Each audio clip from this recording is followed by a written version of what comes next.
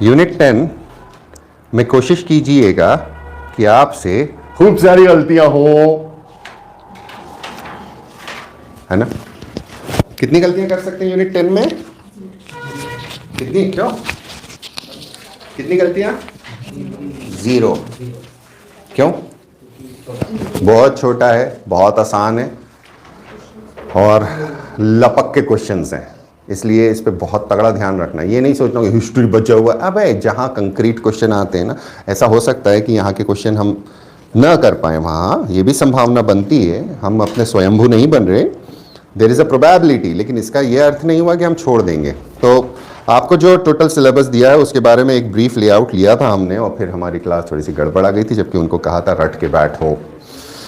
Ppm वाले डांट ज़्यादा खाते हैं। So let us start. अब सवाल ये है कि हमें क्या क्या दिया है और कैसे कैसे करना है। तो अभी आप लोगों को नोट्स इस ऑर्डर के भेज दिए हैं कि आप 3 दिन लगाएं ऑनलाइन वाले, और इसका घोटा लगाएं।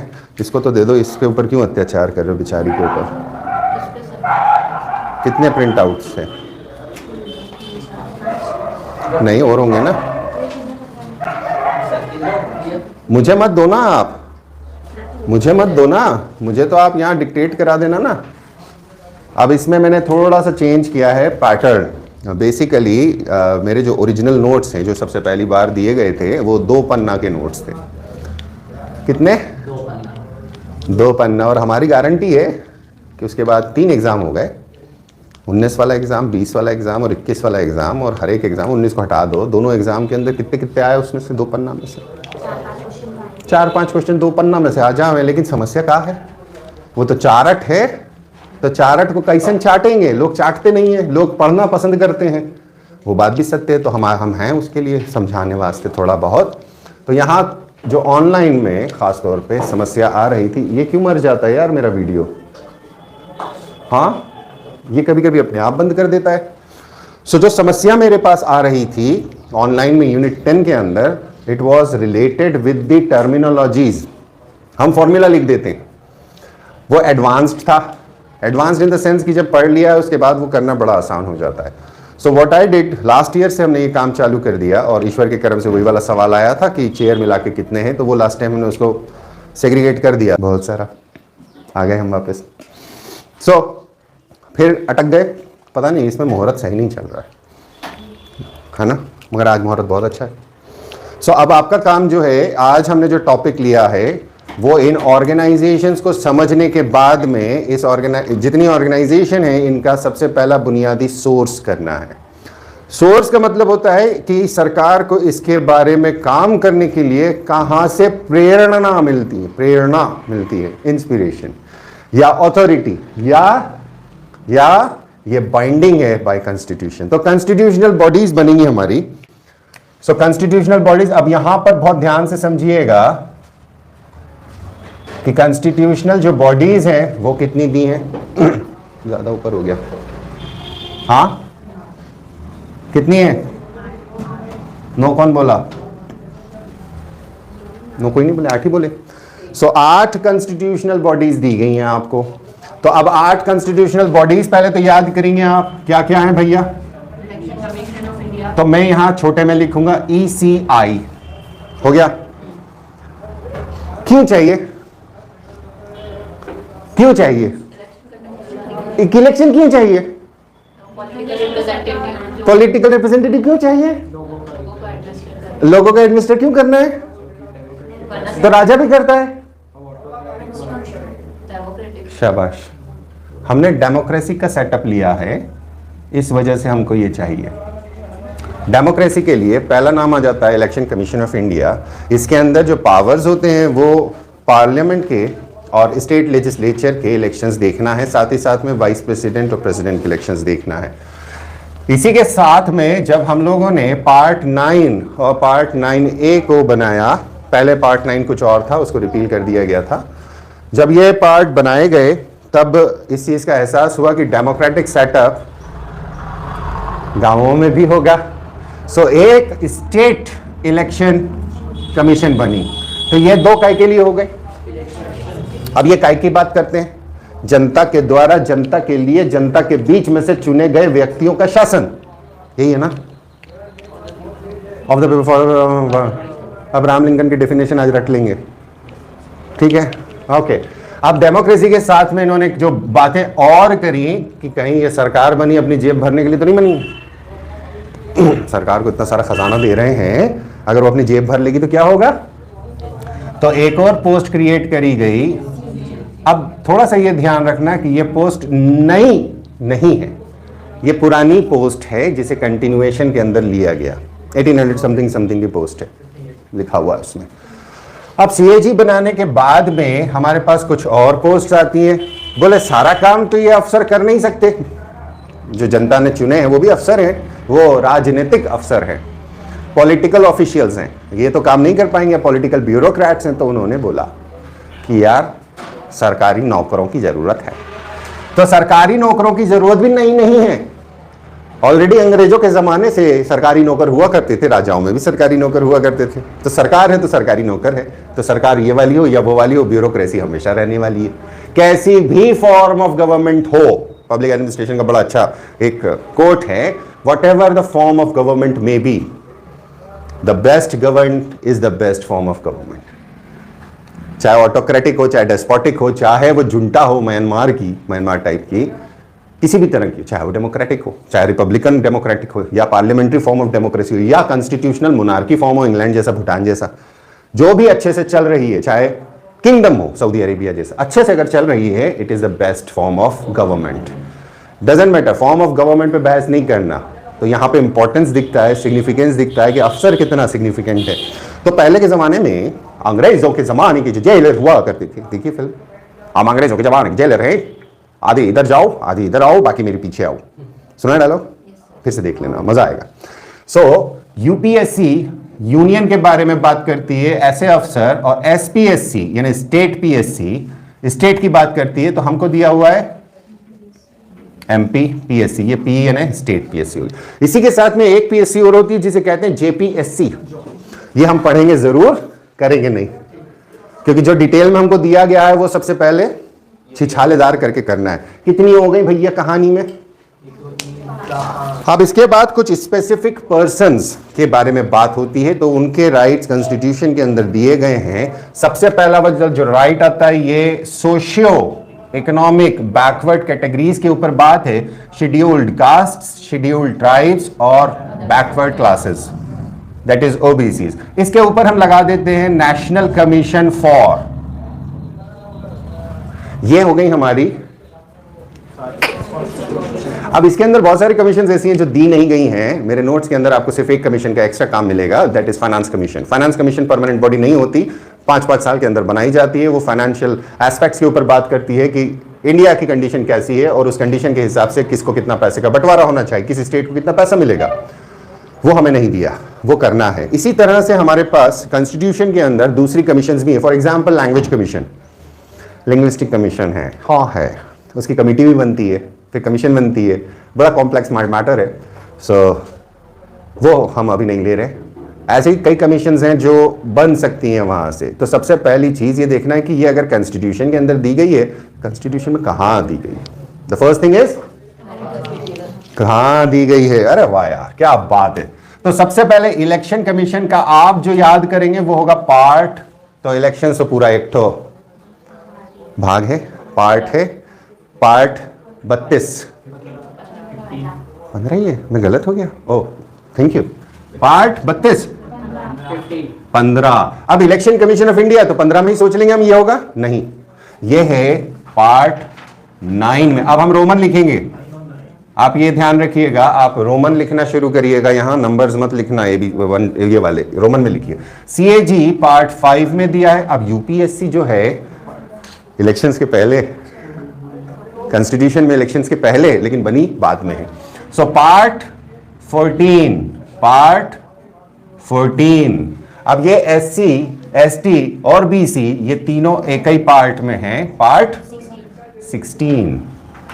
सो 15, 14, 15 और 16 और एक अलग हो गया 9। मेंशनिंग वाली बात आती है कि कहां पे और मेंशन किया गया है, तो एक पार्ट आपको 9 के साथ याद करना है, 9A।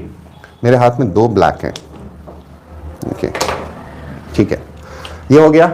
अब इसके बाद जो हमको याद करना रहेगा वो रहेगा आर्टिकल्स, कि कौन कौन से आर्टिकल्स में ये दिया हुआ है, ये रट्टा लगाना है, नो एक्सक्यूज, गलती नहीं होना चाहिए।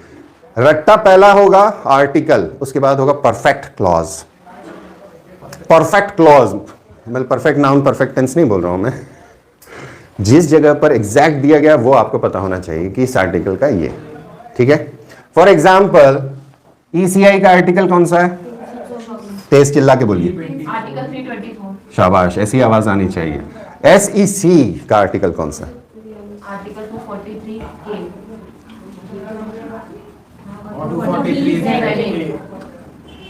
ये पार्ट 9A का है, ये पार्ट 9 का है, लेकिन ये यही बोलता है कि यहां पे जो स्टेट इलेक्शन कमीशन है वो 243K में बनी है, और ये question last to last year पूछा जा चुका था यहीं से। कितना सिंपल है, क्वेश्चन आपका यहीं कवर हो गया। और कुछ क्वेश्चन दिख रहे हो तो बताते चलना। CAG आर्टिकल 148, UPSC 315 कि 16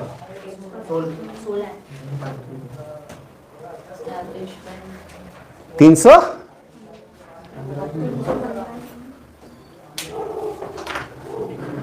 आपको अगर कंफ्यूजन हो रहा है बेरेट खोलो, तो 15 ही है। हमने कितने लिखे हैं, अच्छा चेक करिए। 316 क्या है, appointment and term of office of man. 315 में तो एक 315 के ट्यूशन है 315, शाबाश। सो है लास्ट टाइम 315 का आपने लेक्चर बंद कर दिया था, तो अटक रहे थे ना। 300 तो मैंने क्या लिखा था, पहले तो 15 ही लिखा था आपने चेंज क्यों किया? क्योंकि तुम लोगों ने बोला। अच्छा 315 क्या है, public service commission for the union and for the state. ठीक है, यहां तक कोई समस्या। अब आगे समस्या भारी आएगी, ओ भैया ध्यान रखियो, यहां बहुत ये 3 बड़े टेढ़े हैं, है ना। इसके अंदर एक ही आर्टिकल है भैया 338। अब 338 ये है 338A, ये है अब देखिए जहां ABCDEFG आ जाता है उसके साथ एक चीज जुड़ जाती है जिसको कहते हैं अमेंडमेंट। वाह, क्या कहते हैं, वाह वाह। सो 9 और 9 ये है 73rd अमेंडमेंट, ये है 74th अमेंडमेंट, और कहा ए जोड़ा हमने, चलो ये वाला अमेंडमेंट बताओ, 89th, ये वाला बताओ 102nd ND, ये अमेंडमेंट भी याद करना है, ठीक है। अब इसको समझ लीजिए, इस कहानी को सबसे पहले इकलौता ये आर्टिकल हुआ करता था, उसके बाद फिर एक अमेंडमेंट हुआ जिसके अंदर शेड्यूल ट्राइब्स को इसी आर्टिकल में जोड़ दिया गया, फिर बाद में उसको सेपरेट करके 338A बनाया, और रीसेंट 102 अमेंडमेंट है जो अभी हाल फिलहाल का है 2018। ठीक है, यहां तक क्लियर हो गया। ये है मेरा कॉन्स्टिट्यूशनल बैकग्राउंड कि कौन सा आर्टिकल इसको बनाने का बोलता है। अब इसके बाद आता है कि सरकार ने इसको कब बनाया, कौन सी तारीख को बनाया, तारीख पे तारीख, और इसका हेडक्वार्टर कहां है। तो ये दिल्ली वाले मामले हैं भैया, तो सभाई जगह पे दिल्ली तो लिखी थी जो कॉन्स्टिट्यूशनल है ना, सभाई जगह दिल्ली चिपका दी, जो कुछ जगह पे न्यू चिपका देना। सो ईसी की बात करिए, ईसी वो है जो सबसे पहले बना था। Election commission of India article 394 की वजह से, 324 है ना, हाँ तो सही तो बोल रहा हूं। आर्टिकल 394 बोलता है कि this article and 15 other articles immediately कानून बना देंगे कमेंसमेंट में। सो ये 394 के तहत तुरंत लागू हो गया था 26/11/1949। सो 324 26/11/49 से लागू है, बाकी पूरा कॉन्स्टिट्यूशन 26 जनवरी 1950 से लागू है, 2 महीने बाद से। सो ये वाला सबसे पहले फॉर्म होता है 25 जनवरी 1950, राष्ट्रपति बनने से पहले बन गई थी ये बॉडी। और इसके अंदर श्रीमान सुकुमार सेन जी पहले थे। यहां मैंने इनका पहला लिख दिया। अब आपको ये पहला लिखना है, ये बाद का काम है मेरा, क्योंकि जब हम इसकी बॉडी के ऊपर बात करेंगे, आज हम सिर्फ स्ट्रक्चर लेआउट लेंगे, अगली बार उनमें आपको नाम फंसाने, करंट मेंबर्स पहले लेने और चेयर पहले। चेयर्स की तो सारी लिस्ट लेकर ही रखना है, मेंबर्स की लिस्ट को आप स्किप कर सकते, करंट के मेंबर्स अभी चाहिए। और जो मेरी लिस्ट है ये पुरानी लिस्ट है जो आपके पास आएगी, तो अभी मुझसे बोल देना वो वाली लिस्ट लेकर वापस से रिफ्रेश कर लें कि कहीं मिसिंग हो गई हो, कहीं कोई दूसरा अपॉइंटमेंट हो गया, तो उसको टैली कर लेंगे आज। सो अगले हफ्ते का काम रहेगा, तब तक ये थॉरो होना चाहिए। अगला पार्ट मेरे पास आता है state election commission. Now state election commission हमको बहुत अच्छे से मालूम है कि 73rd अमेंडमेंट से एक पार्ट जोड़ा गया और 1993 के अंदर ये ऑब्लिगेशन कर दी स्टेट्स के ऊपर कि भैया तुम लोग अपने अपने स्टेट के अंदर पंचायत व नए पंचायत राज अधिनियम से बना लो, दैट इज पार्ट 9 के हिसाब से बना लो। सो मध्य प्रदेश पंचायती राज अधिनियम आता है सबसे पहला वाला 1993 के बाद। कौन कब है? मध्य प्रदेश पंचायती राज एवं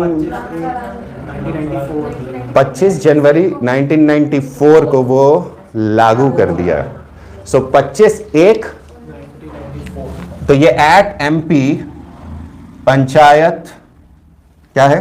पंचायती राज एवं ग्राम स्वराज अधिनियम एक्ट, इसका नाम है 93। लेकिन ये तारीख है क्या है? 30 अप्रैल 30/12 को विधानसभा ने पास किया था। कौन सा? 93। गवर्नर महोदय ने 24 जनवरी को साइन किया था। 24/1/94 गवर्नर स्टेट लेजिस्लेटिव असेंबली। ये छपा था 25/1/94 को। अब ये जो ऑफिसर है ये इसी के तहत अपॉइंट किया जाएगा। तो ऑफिसर कब अपॉइंट किया गया?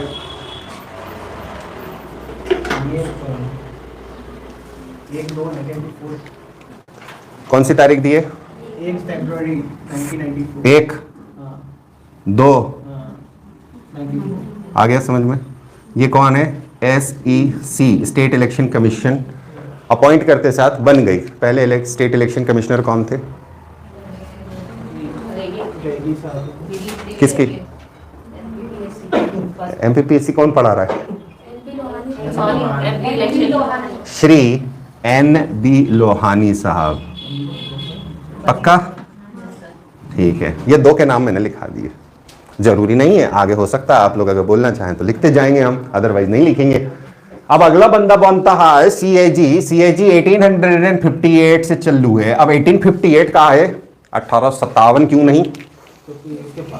1857 के अंदर थोड़ा सा अगर हम हिस्ट्री का बैकग्राउंड देखते हैं तो हिस्ट्री के बैकग्राउंड में क्लैरिटी आ जाती है कि 1857 में कंपनी का राज चल रहा था और हिंदुस्तान के एक बड़े हिस्से के अंदर, पूरे इंडिया में नहीं, हिंदुस्तान के एक बड़े हिस्से में कबड्डी खेल रहे थे लोग। रिवोल्ट था 1857 का। इसके बाद में 1853 के एक्ट से निकालकर 1858 में एक एक्ट आया जिसका नाम था गवर्नमेंट ऑफ इंडिया एक्ट 1858। ये एक ऐसा एक्ट था जो सिंपल ट्रांजिशन करने के लिए था। उस एक्ट के अंदर गवर्नेंस का मॉडल नहीं था, वो सिर्फ ये बताता था कि कंपनी का राज खत्म हो गया और क्राउन का राज चालू हो गया। सो CAG बेसिकली एक ब्रिटिश कंसेप्ट है जिसका फुल फॉर्म है कॉम्प्ट्रोलर एंड ऑडिटर जनरल। ये आप लिख लेंगे, अगर आपके पास नहीं लिखा है तो full form comptroller and auditor general. अब यहां पर इंडिया ने ये नाम आज तक कंटिन्यू रखा है, लेकिन इंडिया के अंदर इस CAG का काम कंट्रोल करना नहीं है जो कॉम्प्ट्रोलर का इंग्लैंड में है। सो इंडिया के अंदर इसका सिर्फ ऑडिट करने का काम है, कॉम्प्ट्रोलर का काम नहीं है। सो ये आपका आर्टिकल 148 के अंदर दिया है, पुराना ऑफिस है, चलता आ रहा है। सो जैसे ही हम बने तो ऑलरेडी कोई CAG रहा होगा। कौन था?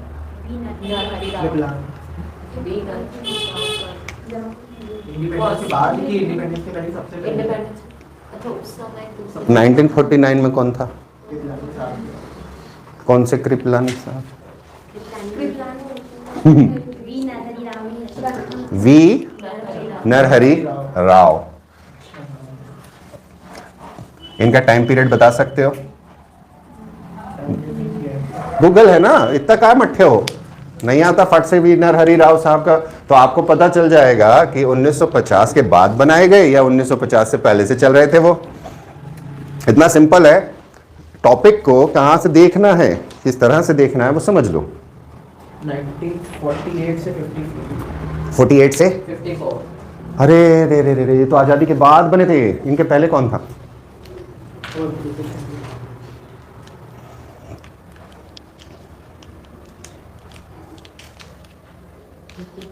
देखो, अब ये हम सवाल बोल देते कि 1947 में जब भारत आज़ाद हुआ था तो सीएजी कौन था, और वहाँ पे सब लोग आए बाएं दाएं होंगे, जिसने दो नाम ऊपर भी पड़े होंगे, दो नाम नीचे भी पड़े होंगे, उसके बारे नहीं आ रहे हो जाएंगे।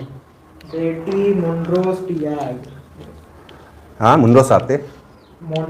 मॉन्ड्रो साहब, MONRO, मॉन्रो हुआ ना, मॉन्रो। ठीक है, चलिए हो गया। अब यूपीएससी भी पहले से मौजूद था। अब यूपीएससी की कहानी कुछ इस तरह से चलती है, किसी के पास है हिस्ट्री यूपीएससी की? 1853 का एक्ट आता है और वो बोलता है कि मेरिट बेस्ड रिक्रूटमेंट होगा, और इसके लिए पीएससी एग्जाम कंडक्ट होगा। पीएससी वाली बात नहीं है, ये अंग्रेजों की कंपनी वाला राज चल रहा है, 1858 नहीं आया।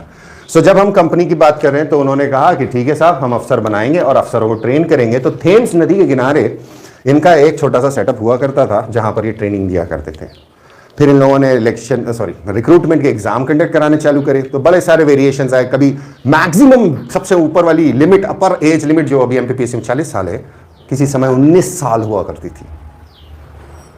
सिर्फ वो दे सकता था, सिर्फ वो एलिजिबल था। अगर टाइम मशीन में बिठा के उसको वहां पहुंचा दो, तैयारी करा के। घुड़सवारी आती है? आती है। अरे भैया, वो उसका फोटो आया था अभी, क्या नाम है उसका? अरे तुम खुद किस, हाँ घोड़ा, सफेद घोड़ा है, घोड़ी है वो, घोड़ा है, उसी का है। अच्छा, मतलब ऐसी फोटो खिंचाया था उसने? अच्छा ठीक है। सो घुड़सवारी कंपलसरी हुआ करती थी। ऐसी बहुत सारी चीज़ें थी जो कंपलसरी थी, और वो कंपलसरी के अंदर कई लोग फेल हो जाते थे, घुड़सवारी नहीं आती। हमारे एक बड़े अफसर का नाम इसीलिए तरफ से आता है कि उनकी घुड़सवारी नहीं आती थी, फेल हो गए थे उसमें। इंडियंस को वो नहीं चाहते थे कि, अब ये जो बॉडी थी ये इंपीरियल सर्विसेज की बॉडी थी। इंपीरियल यानी हाईएस्ट, यहाँ का इंपीरियल बदल के अब इंडियन हो गया है।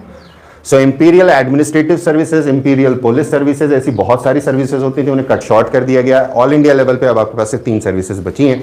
तो यूपीएससी उन सारी सर्विसेज का रिक्रूटमेंट करती है जो सेंट्रल गवर्नमेंट की होती है, ऑल इंडिया सर्विसेज की होती है। ये यूपीएससी का काम है। और अगर स्टेट बोलती है कि कर दो तो कर सकती है, दूसरी बॉडीज बोलती है कर दो तो कर सकती है, बशर्ते कि वो तैयार हो।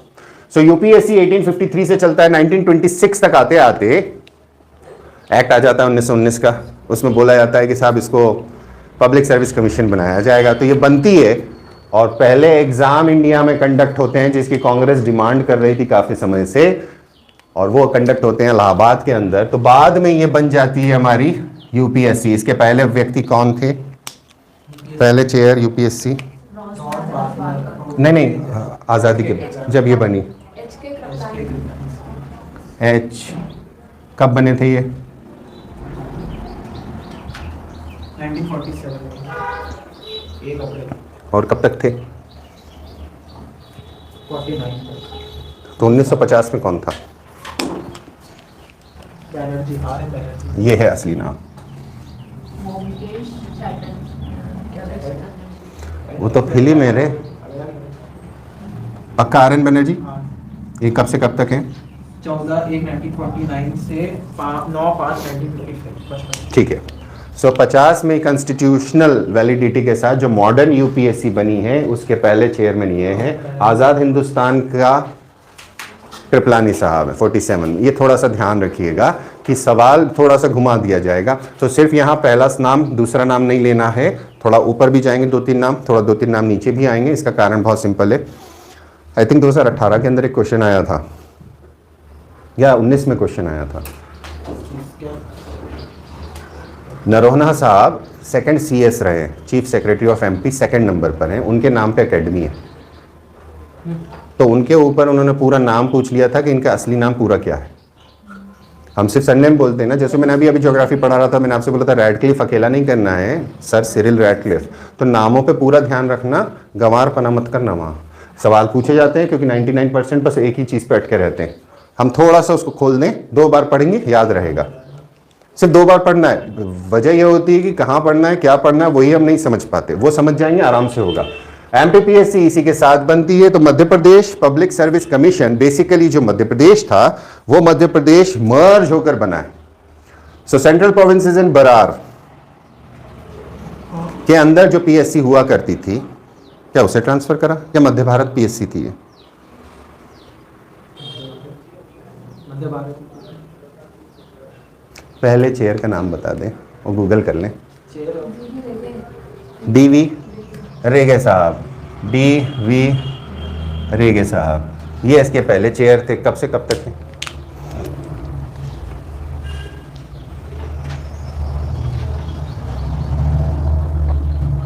ये आपकी अकेले की मिस्टेक नहीं है, ये सबकी मिस्टेक है। ये सबकी मिस्टेक है जो इस पढ़ाई को करने की कोशिश करते हैं। इसलिए हताश निराश नहीं हो। अरे यार, हम तो इतना सब कुछ करके बैठते हैं और फिर भी मार्ट साहब आते हैं, 2 जूते मार के चले ही जाते हैं। 1956 से लेकर 17/9/1957। अच्छा, तो ये नई एमपीपीएससी बनाई गई। अब इस एमपीपीएससी को जब बनाया गया तो चूंकि यहाँ पर एक एक्ट था, उस एक्ट के अंदर एक सेक्शन था MP state reorganisation, section number 118 का इसके अंदर दिया गया है। मतलब पहले वाले जो नोट्स थे उसके लिए मैं क्षमा चाहूँगा। अगर आपके पास फर्स्ट वाले नोट्स हैं उसके अंदर 118 का 2 लिखा हुआ है, वो वेरीफाइड नहीं हो पाया, वो ऐसा कैसा चला गया, करेक्शन नहीं था। तो वो जो सबसे पहले वाले नोट्स गए थे एकदम इन स्टार्टिंग में, हो सकता है उसकी वजह से किसी का क्वेश्चन गलत हुआ हो। सो आई एम एक्सट्रीमली अपोलोजेटिक। ये होती है चीज़ें। सो 118 का 3 ये बताता है एमपीपीएससी के गठन के बारे में। अब एससी, एसटी और बीसी के जो 3 ऑर्गेनाइजेशंस हैं, इन 3 ऑर्गेनाइजेशन का एक ही आर्टिकल है। सो यहां पर हमारे पास 3 नाम और मिलते हैं चेयर में। सो पहले एनसीएससी के चेयर कौन थे? श्रीमान सूरज भान जी। एनसीएसटी के कौन थे? कुंवर सिंह टेकाम। अच्छा, ये भी पूछ सकते हैं कि ये कौन सी ट्राइब को बिलोंग करते हैं। इसमें हो सकता है कोई मध्य प्रदेश वाला व्यक्ति कभी बना हो तो उसके नाम देख लीजिए, आज ही देखना एनसीएसटी के चेयर्स को। अगर उसमें कहीं एमपी से कोई चेयर गए हैं तो वो कौन सी ट्राइब को बिलोंग करते हैं। ये क्वेश्चन हो सकता है इस बार आ जाए या अगली बार कभी आए, वॉट एवर, क्योंकि आपको पर्सनालिटीज़ दिया है, ट्राइबल पर्सनालिटीज़। तो इतनी बड़ी पोस्ट पे अगर कोई जाकर बैठ रहा है तो वो ट्राइबल पर्सनालिटी में काउंट होगा। एनसीबीसी के अंदर पहले चेयर जस्टिस आर.एन. प्रसाद। सर इसमें ये है कि ये 1993 वाले पे बनने के बाद 93 वाला पहले बोलो। आर.एन. प्रसाद जस्टिस आर.एन. प्रसाद। RN प्रसाद और अभी लेटेस्ट वाले भगवान लाल सहानी जो पहले हैं ना इसके एक्ट के बाद। BL साहनी। ये पक्का यही नाम है कि इनकी रिकमेंडेशन पे बने थे? रिलेशन पे भी आया था, ये भी बने थे। सर एक हंसराज अली। तो ये कैसे हो सकता है कि जिसने रिकमेंडेशन दी उसी को पहले बना दिया? मेरे को तो ये मालूम है ये नाम शायद, कमेटी थी तो वो इनका नाम थोड़ी आएगा फिर हंसराज अली। आगे कि नहीं, फर्स्ट। ठीक है, इसको निकाल लेंगे। अगर आपने नहीं निकाले हैं तो ये आपकी बड़ी भारी मिस्टेक है अभी तक की। अब हम बात करते हैं कि इसकी बॉडी किस तरह से बनी हुई है। जो सिंपल स्ट्रक्चर है, और इस चीज को बहुत ध्यान से समझिएगा कि स्ट्रक्चरल कंपोनेंट डायग्रामेटिक बनाइएगा। नोट्स के अंदर वो लाइन में लिखा है। सो जब भी हम चेयर लिखेंगे तो चेयर ऊपर लिखेंगे, उसके नीचे डेप्यूटी चेयर लिखेंगे, उसके नीचे मेंबर्स लिखेंगे। कई बार ये होगा कि टोटल मेंबर्स कितने हैं, वो वाला सवाल जैसा पिछली बार आया था, अभी आपको फिर से मिल जाए तो आप आराम से कर लेंगे। सो कोशिश डायग्रामेटिक फॉर्म की। So ECI is 1 CEC plus 2 EC, ये तरीका होगा आपका लिखने का। This makes it a plural body. कौन सी बॉडी बोलो? प्लूरल नहीं, बॉडी बॉडी बॉडी। ओनर बोलो? ऑनर हाँ। ऑटो बोलो? ऑटो कि ऑटो? Auto auto. अच्छा, वो हाड़ौती का जो पूरा बेल्ट है ना राजस्थान का, पूरा हाड़ौती बेल्ट जो चलता है बांसवाड़ा वाले एरिया में, उस पूरी जगह पे ऑटो नहीं बोला जाता, ऑटो। ऑटो तो वो तुम्हारी गलती नहीं है। हालांकि रिलेशनशिप इतनी दूर नहीं होनी चाहिए, तुम तो साउथ से आए हो। ठीक है, चलो। अब SEC है, ये 1 मेंबर बॉडी है। That is state election commission, इसके आगे लग जाता है MP, 1 person, CAG again 1 person CAG. UPSC on the other hand is a plural body, 9 से 11 मेंबर हो सकते हैं, सही है, ठीक है। और एक तो chair, so chair that is C plus 9 से 11 मेंबर, ये प्लूरल बन गई। एमपीपीएससी इसी तरह से एक चेयर प्लस 4 मेंबर, सही है। कहीं मैं गलत करूं बता देना। एनसीएलसी अब एक कॉम्प्लेक्स मैटर बन जाता है, एक चेयर होगा, एक वाइस चेयर होगा और 3 को मेंबर होंगे जिसमें एक महिला होना आवश्यक है, तीनों में, तीसरे में भी है क्या? बहरहाल उसको हम और चेक करेंगे, अभी हम सिर्फ क्या करेंगे, तीनों का एक ही कॉमन है, तीनों का एक ही कॉमन फॉर्मूला है, 1 चेयर 1 वाइस चेयर प्लस 3। अब टोटल आप लगा सकते हैं ना, मेरी मैथ्स तो कमजोर है कि कितने टोटल मेंबर होते हैं। सो टोटल अगर बोला बॉडी कितने लोगों से मिलकर बनती है वो सवाल अलग होता है, टोटल मेंबर का सवाल अलग होता है, क्योंकि उसमें कई जगहों पे चेयर हटा दिया जाता है। शब्दों का ध्यान है, इंक्लूडिंग चेयर और chair plus so many members, ये अलग अलग जगह पर वर्ड्स किस प्रकार से लिखे गए हैं उनके ऊपर सवाल उठ के बनता है। तो सवाल यहां इतने सिंपल आते हैं। ये हो गया आपका बॉडी, ठीक है। अब आपका काम ये होगा, मतलब हम लोग अगले हफ्ते जब मूव करेंगे, अभी तो ये आप रटेंगे। और कुछ दिया है मैंने इसमें? बस इतना ही था ना आज का मेरा काम। अगला जो हमारा काम है उसमें इस बंदे को पद पे कैसे बिठाया जाएगा, that is the first part would be appointment. कौन करता है, कैसे करता है, सिलेक्शन कौन करता है, एटसेट्रा वाली चीजें आएंगी। साथ ही साथ में इनका आपको थोड़ा सा पढ़ के रखना है हिस्टोरिकल बैकग्राउंड सबका, कि क्यों हुआ था, कारण क्या था। वो आपका एक्स्ट्रा ऑर्डिनरी है, मैं आपको एडवांसमेंट दे रहा हूं, मेरे ऊपर बिल्कुल मत रुकना, क्योंकि यहां हमारा टारगेट है 0% मिस्टेक। इसलिए अपने दायरे को फैलाते रहना। ऐसी जनरल स्टडीज के तौर पे सिंपल पढ़िए, ये नहीं है कि रटने के लिए पढ़ना है, ध्यान से पढ़ेंगे, ध्यान रहेगा कि बंदा कहाँ था, कौन था, कैसे था, इस तरह की चीजें आपको करना है। सबसे पहली महिला ईसी कौन बनी, अगर बनी तो? कोई महिला सीएजी है क्या? इस तरह की चीजें आपको पता होनी चाहिए। पहला भारतीय कौन बना? हाँ, यूपीएससी है ना, पहले एफपीएससी बनी थी वो, उसके पहले पीएससी थी वो। इस तरह के सवाल आपसे आ सकते हैं। अपॉइंटमेंट करने के बाद बंदा रिजाइन कर सकता है, तो रिजाइन किसको करेगा, और जब वो रिजाइन कर देगा तो ये तो हट गया, तो कौन उसकी जगह पे काम करेगा। फिर इसी तरह से कोई सवाल आता है कि अगर डेथ हो जाती है तो कौन काम करेगा, अगर वो छुट्टी पे जाते हैं तो कैसे काम करेंगे, और वो छुट्टी की एप्लीकेशन किसको देते हैं, जैसा अभी सवाल आया था रूल्स पे सवाल था वो। इसी तरह से एक सवाल आपको ये पूछा जाएगा कि इनको क्या हटाया जा सकता है, और अगर इनको हटाया जा सकता है तो कौन हटा सकता है, और क्यों हटा सकता है, और कैसे हटा सकता है। कौन, क्यों, कैसे। तो 6 क्वेश्चन के 3 ये करना है। ये आपका लेआउट होगा अगले हफ्ते का, और उसके बाद फिर हम इनके फंक्शंस के ऊपर जाएंगे बाद में। सो कोशिश ये कीजिए कि जैसे जैसे हम पढ़ते जा रहे हैं आप इसको घोंटते चले जाएं। ये नहीं है कि आज ही खत्म करके रख लें, आज खत्म करके रख लिया 2 महीने बाद उठाएंगे, आपको फिर से हो सकता है स्क्रैच से शुरू करना पड़े।